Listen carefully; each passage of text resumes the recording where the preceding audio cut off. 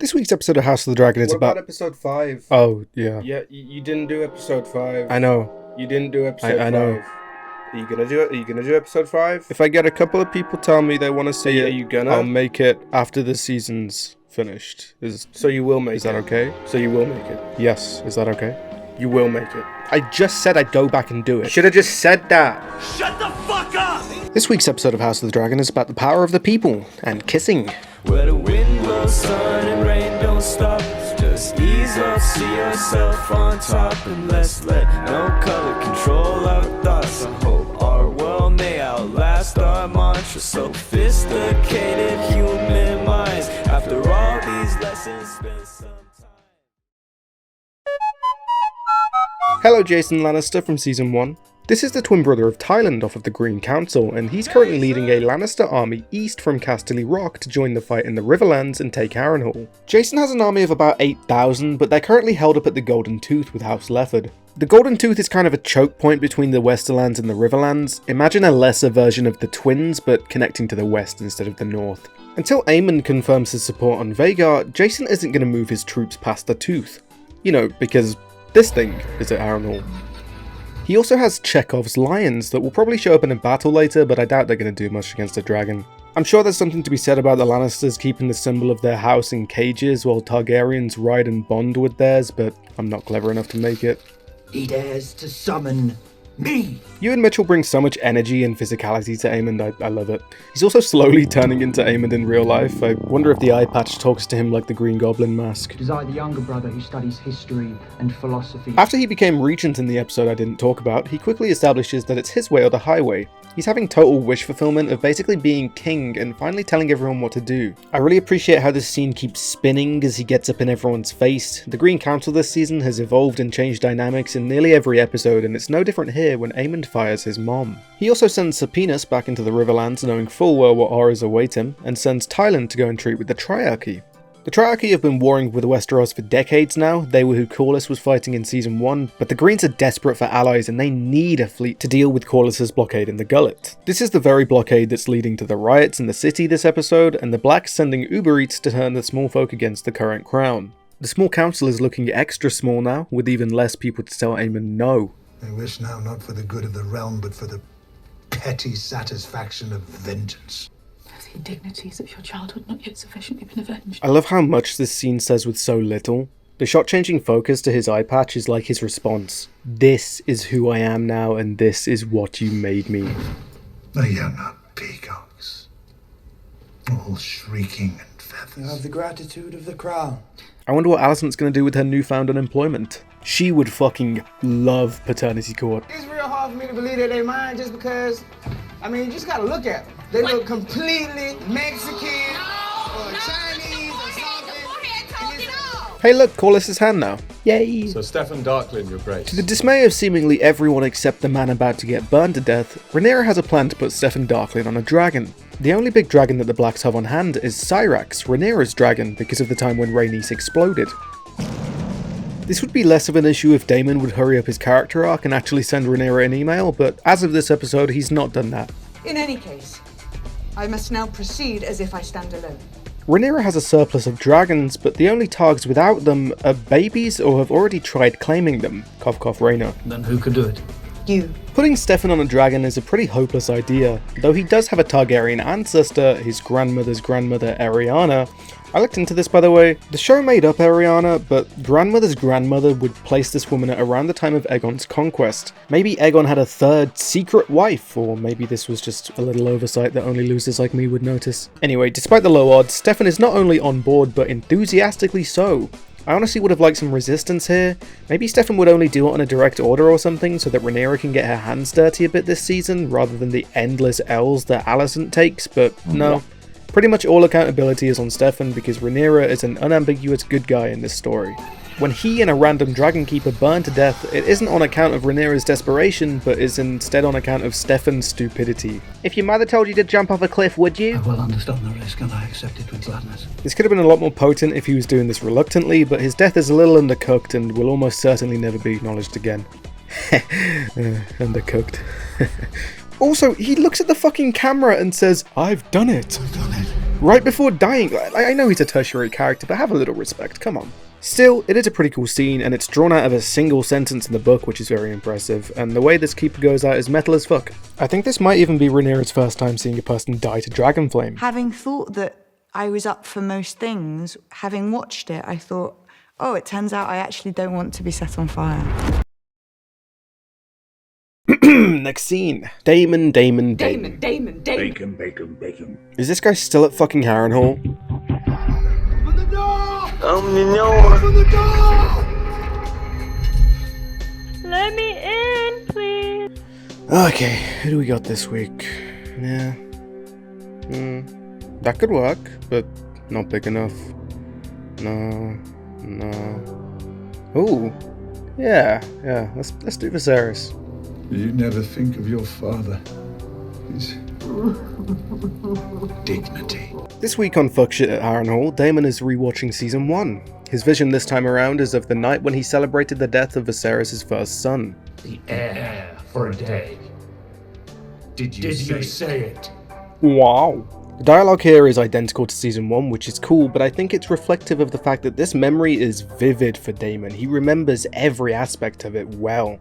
It's the moment that in his eyes, he lost everything. The main difference here is actually just the tone. Take a listen. I have decided to name a new heir. I'm your heir. I've decided to name a new heir. You are to return to Runestone and your lady wife at once. By order of your king. You are to return to Runestone and your lady wife at once. By order of your king. Daemon looks back on this with a melancholy air to it. It's unclear whether he's mourning the throne or mourning his brother. In hindsight, he can't face Viserys, an older, wiser voice to keep him in check, a voice that truly loved him, that he neglected when he was needed most. In the next vision he has, he finds Viserys at his lowest point, when he killed his wife Emma for a son that died anyway. Fuck it, she can come back for a corpse cameo. Hi Emma. David, she's gone. I don't care that he's only in 2 scenes, just give him an Emmy already, come on, he's earned it. I think in this moment we're seeing what Daemon truly wants, and it's not a throne or a castle or an army, but for his brother's love, and a chance to be there for him and hold him when he never could before. Your grace. When he's yanked away from that fiction with yet more talk of politics and scheming, he breaks down in tears for the first time on screen as the memory slips through his fingers. I've clowned on Daemon's arc a little bit, but I truly do believe this is fantastic character work. I just hope he has a bit more plot impact soon. Why is my son wrapped in a shit rag? That's the scene, innit? What the fuck? Emma, get your shoes off the table, please. Sit! I gave you an order! Daemon, of course, initially blames these visions on Simon, the Hightowers, Blaris. Or is it Rhaenyra herself? Basically, he blames everyone except the person who's probably behind the visions, Alice Rivers. Although I have noticed that every time Daemon wakes up, he's woken up by Simon, which is maybe nothing, but him and Alice are related, so they could be working together for some reason. Our own healer, Alice Rivers, volunteered her renowned skills. Yeah, no, he fucking knows. Look at his face. He knows. You are a strange kind of woman. I'm no woman at all. I'm a barn owl. Okay, I'm pretty sure she's a warg. If you haven't seen Game of Thrones, or just need a reminder maybe, wargs are magical skin changers heavily tied to the magic of the old gods, just like Alice is. They can basically take over the minds of animals and live through them, even after death. So who knows what a spooky woods witch like Alice is going to do with this power. Drivel! The ghosts, the curses, the blasted weirwood bed, I'm done with it! I like the Caraxes has been sleeping next to some weirwood shit too. I wonder what bad dreams are like for a dragon. Alice vibe checks Daemon and gives him a lecture. Don't lecture me! Politely explains to him why he's a big baby and needs to nut up. You're not the player, You're not that guy. but a piece on the board. Viserys never wanted it himself, if you recall. Once again, how does she know this? Alice kills Grover Tully off screen, so expect to see Oscar pop up next episode, and can we leave Harrenhal now? What the fuck are the Greens up to? Every king needs a hand. My prince, it is an honor I've never considered for I'm myself. not to serve as hand. You towed to fetch him. Gag him! Send word to Otto Ida. Otto's coming back! About you. Finally, an excuse to use the rat catchers clip. I was worried I wasn't going to get one. Yay. Back to the episode. Aegon wakes up. His Grace the King has regained consciousness this morning, only for a few moments. Why don't you just die? Not happy news. Please don't tell Mom that I tried to blow you up with a dragon. Please don't. Mwah. Now, obviously it's sad that Aegon's Viserys cosplay is so good and that his brother is taking away his control and physically assaulting him and making him lie about the situation so that he can control the narrative to his own ends, but hey, maybe now he knows how Diana felt. See that he is made to rest comfortably. He's such a thoughtful brother. Aegon, put those feet away. Larys is in this castle. Oh my god! I was joking. I didn't think he'd actually show up. Jokes aside, this is a pretty good scene. Larys takes away the draft that Orwell prescribed him so that Aegon doesn't end up as a drug zombie like Aemond once, which is a nice touch. We also get some really insightful Larys lore here. When he was born, his father blamed his disability on a witch, which is almost certainly Alice Rivers. Now, there's no reason that Alice would disable a child, so I do think it's very unlikely that there's some greater mystery behind Larys's foot, but it speaks volumes to the experience of being a woman in Westeros, since she clearly got blamed for this anyway. It also gives a little bit more insight into why Larys was so chill about, burning his family down, which most people aren't cool with, unless you're a Targaryen. Or a Baratheon. I guess that is surprisingly trendy amongst the nobility of Westeros. I will stab at you. Matthew Needham was a pretty standout performance for me this episode. Really was not expecting him to bring so much vulnerability and honesty to a character as repugnant as Larys, but while I'm here I'll say the exact same thing about Tom Glencarny as Aegon. This dichotomy, the ability to empathize and understand with even the darkest of people, is at the core of what makes this franchise so appealing to me, which is why I really wish Team Black had a bit more greyness to them this season. So far they've just been the undeniable good guys, but I'll save that for the season review. The Hall brothers aren't too busy this episode, apart from Adam getting his cardio in. We see that Alan has been shaving his silver Valyrian hair, and also hear a little talk about an impending fight in the Gullet. Blockade is sure to be challenged, be it by lions or krakens. The lions that Alan mentions are in reference to the Lannister fleet, and the Krakens are the Greyjoy fleet, like Theon Greyjoy or Yara Greyjoy from Game of Thrones. The Greyjoys are yet undeclared in this war, but the Greens have mentioned Lord Dalton Greyjoy a few times this season, including a suggestion of a betrothal to Alicent that she quickly shuts down. An offer of marriage, perhaps, to the Dowager Queen. Out of the question. Dalton Greyjoy, aka the Red Kraken, is about 16, and Alicent prefers a different kind of forbidden sex. Sea Smoke seeking out and claiming Adam is pretty interesting for a couple of reasons. We've never seen a dragon actively hunting a rider, Sea Smoke has been restless all through the background of this season, and since he's looking for a new bond, it suggests that his former rider Rhaenyra may have died off screen. Remember that dragon bonds are for life, and Rhaenyra survived season 1. Speaking of weird dragon behaviour, Rhaenyra is bonding with Joffrey about being considered useless by the grown-ups when she uncovers evidence of a big lizard in the Vale. Hall of Fame procrastinator George Martin himself wrote a pretty pointed blog post where he specifically mentions how his dragons would never wander away from Dragonstone on their own. This would suggest that the dragon in the Vale is probably one of the wild ones from Dragonstone. I'd have to guess sheep stealer since there's, a bunch of dead sheep, but maybe it's fucking Smaug, I don't know. Nice manners. Regardless, this dragon is riderless, and a Targaryen without their dragon is like an angel without its wings. Jane Arryn is here too, and I really like her performance. The Arryns are literally high above everybody else's squabbles, and she brings an appropriately hoity-toity air to her delivery. It is large and formidable, but alas wild. Alas. I do hope we get to see more than one bedroom in the Eyrie, because this place is cool. Eyrie. They say it's impregnable. Give me 10 good men and some climbing spikes. I'll impregnate the bitch. I'll send 6 good men to protect you on the crossing. I guess we'll never know though, because Rhaenyra is totally going to Pentos.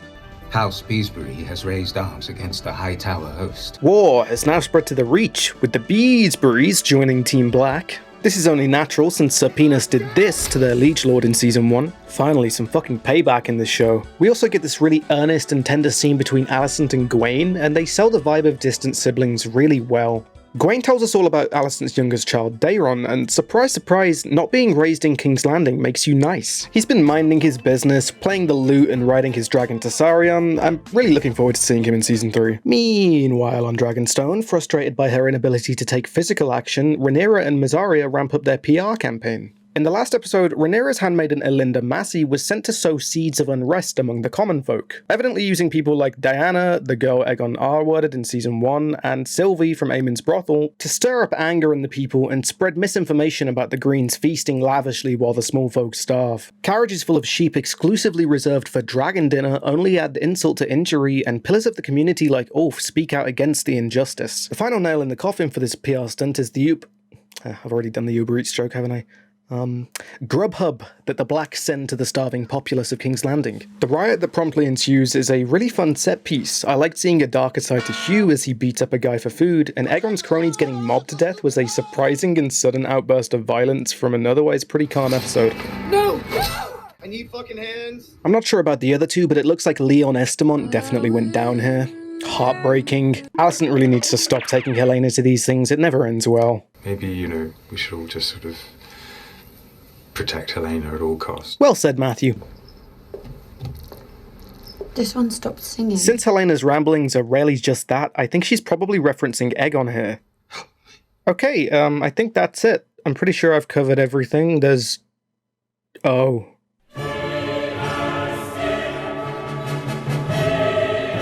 No, they ruined Game of Thrones! They added gay people to Game of Thrones! Oh, they ruined it! They definitely haven't existed since the start. Just to make myself clear, I personally don't rock with discriminating people, so if that sounds like you, feel free to leave the video and suck my dick on the way out.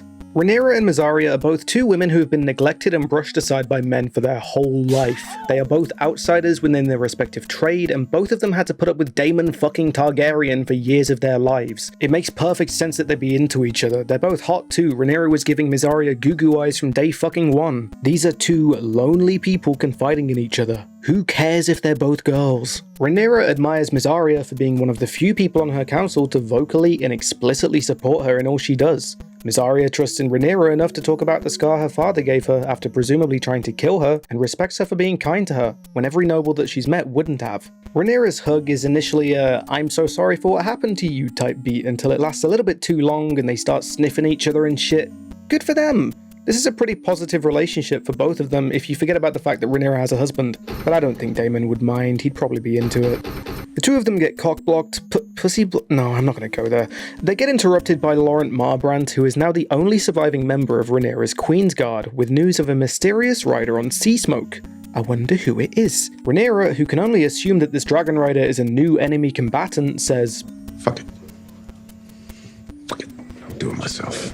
And honestly, this is the issue, not girls kissing. Why has it taken Rhaenyra 7 episodes and a gay awakening to go get some blood on her hands? The Lady Mysaria. My queen?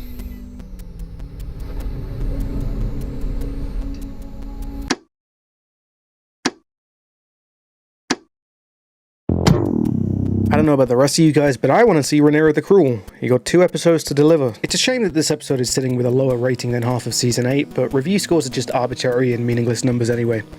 Which is why I'm giving this episode an 8 out of 10, because it's a convenient point to end the video on. I'll see... Oh, what the fuck, man. You know, I was this close to going a whole recording without my neighbours pulling... Whatever, man. I'll see you next week. Hiya. You're right. Sorry again about missing episode 5, I had a pretty busy week. I turned 21, which was fun, but if you do want to hear me talk about it, please let me know and I probably will. Bye!